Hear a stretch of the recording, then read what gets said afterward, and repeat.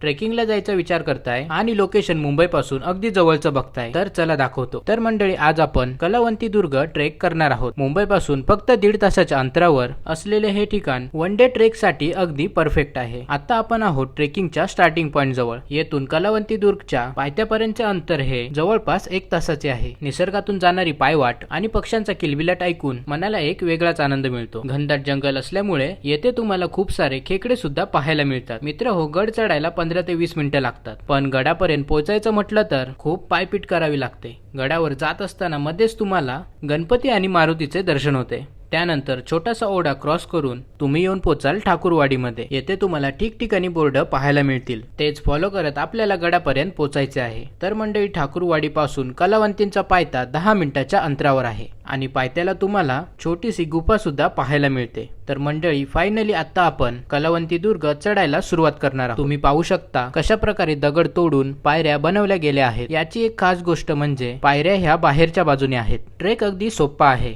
वरून दिसणारे नजारे सुद्धा अप्रतिम आहेत। गोरखगडच्या व्हिडिओमध्ये मला बऱ्याच जणांनी कमेंट्स केल्या होत्या, कलावंतीन दुर्ग गोरखगडापेक्षा कठीण आहे। तर मित्र हो, कलावंतीन ट्रेक अगदी साधा आणि सोपा आहे। वरती आल्यावर तुम्हाला छोटासा पॅच लागतो, येथे तुम्हाला दोरीच्या सहाय्याने वरती जावं लागतं आणि वरती आल्यावर आपल्याला हा सुंदर नजारा पाहायला मिळतो। तर मंडळी, तुम्ही सुद्धा कलावंतीन दुर्ग ट्रेक प्लॅन करताय तर हा व्हिडिओ आपल्या मित्रांना नक्की शेअर करा आणि ह्या ठिकाणी नक्की भेट द्या। भेटू पुन्हा नवीन एका सुंदरशा व्हिडिओमध्ये।